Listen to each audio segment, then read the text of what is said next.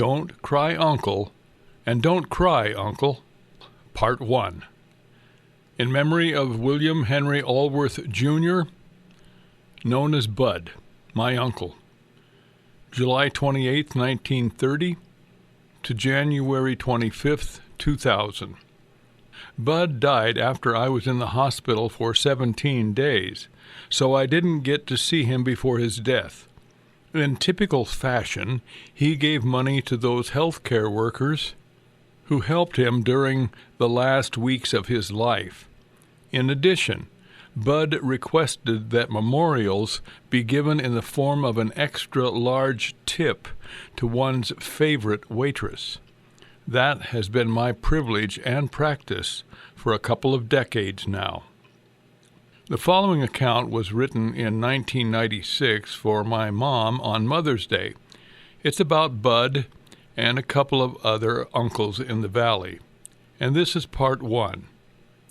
Don't Cry Uncle, and Don't Cry Uncle. Archimedes, the Greek mathematician of 265 BC, once declared that if he had a lever long enough, a fulcrum strong enough, and a place to stand, he could lift the earth. He concluded that the place to stand would have to be a distance far enough away from the earth to get the proper leverage.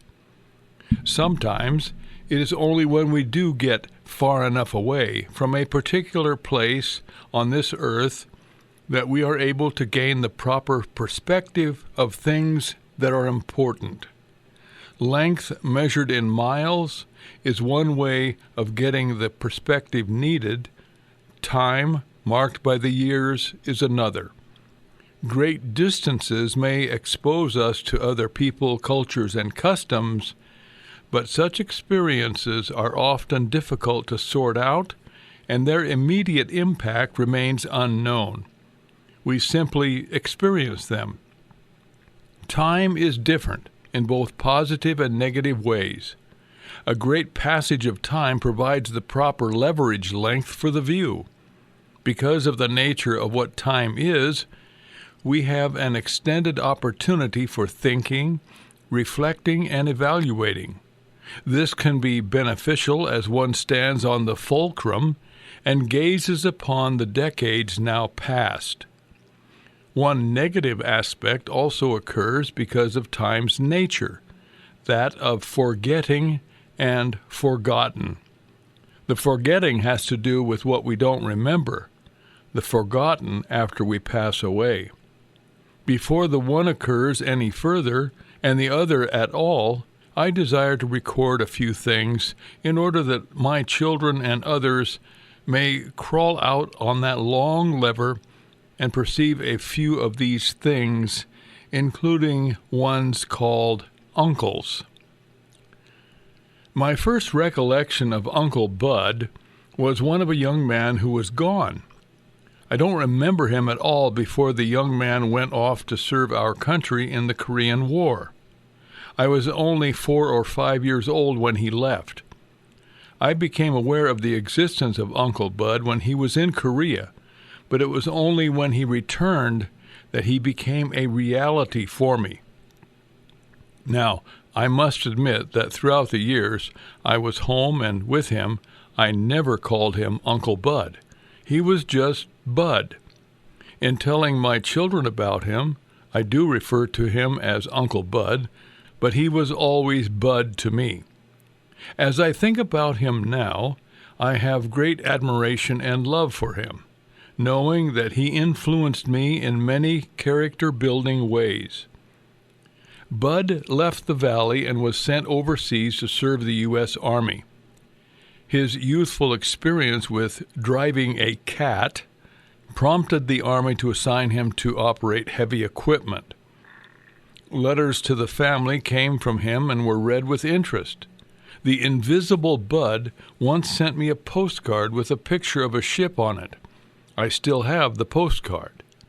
Word reached us that Bud had suffered some problem with his eye and severe frostbite in his fingers and toes during the bitter Korean winter.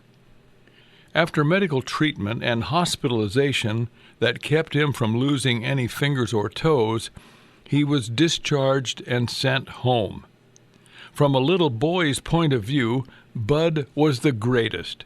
When he came home, he gave me a set of tan leather chaps and a nickel candy bar that weighed a quarter pound. I still have the tan leather chaps. Once home, Bud began working. He built a sawmill for hardwood logs across the creek from Grandpa's fir mill, cut-up plant, and dry kiln. The sawmill that Bud built is shown here, and he is moving the forklift with a load of lumber. The planer shed and dry kiln are to the right. Uncle Alf's apple trees show against the sky.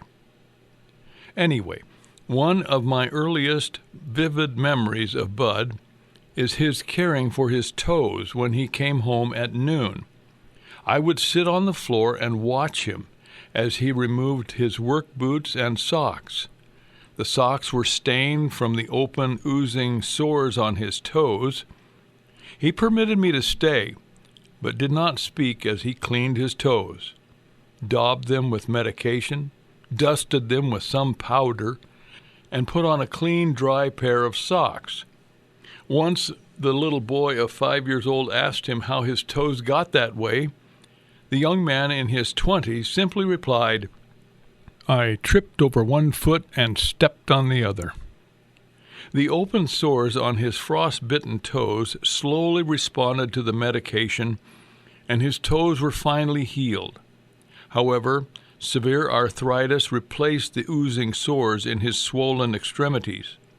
Not once, in the 12 or 13 years I worked with him in the woods and in his sawmill, did I ever hear him complain of his condition or pain. Only once in all those years did I hear him say anything in reaction. It happened during freezing weather when we were cutting firewood in a stand of ash trees in Meadowglade. He was attempting to start the cold chainsaw in the damp early morning air. He pulled on the cord several times with no success. After another pull, the chainsaw recoiled, and the handle attached to the pull cord was ripped from his hand and evidently sent a stinging vibration into his cold, stiff joints. He shouted in immediate reaction, "Bless it!" Bud's way was to be silent and to persevere. By being that way, he taught me to think and to use the time that I had to think.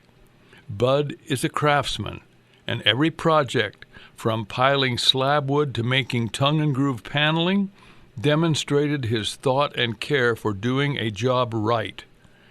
During the long hours of work, when the loud sawmill sounds drowned out any opportunity for talking, the only thing left to do was to keep thinking. So I thought about what he might be thinking and wondered if I was right. There were many quiet times to talk, usually when we piled or stripped lumber to dry and delivered the finished product to Medley's over in Portland, or loaded cordwood after having cut and split it.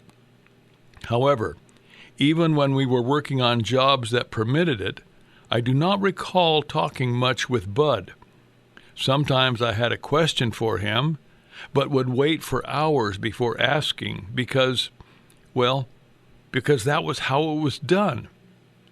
Yet the questions asked never included deep subjects like, "What is the meaning of life?" or "How come my dad left us?" or "What is arthritis?" I already knew what his answer would have been. It's like tripping over one foot and stepping on the other.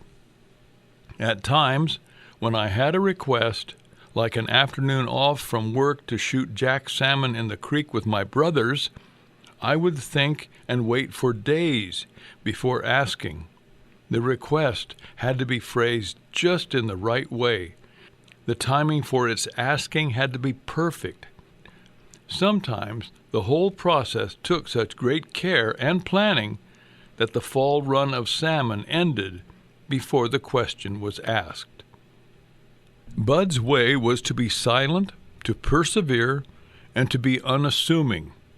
Years later, he represented my family when I was ordained into the holy ministry of the Word.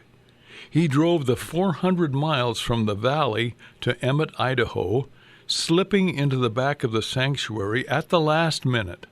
He was unseen by me and unknown by anyone else.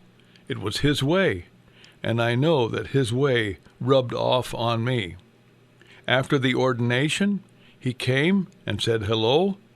I was surprised and glad to see him, shaking his thick hand and smiling at him in admiration and gratitude. Within 5 minutes, he left the church and headed home. It was his way, and I know that his way rubbed off on me. Now, there are other uncles in my life, and they are presented in the form of a story in part 2 of Don't Cry, Uncle, and Don't Cry, Uncle,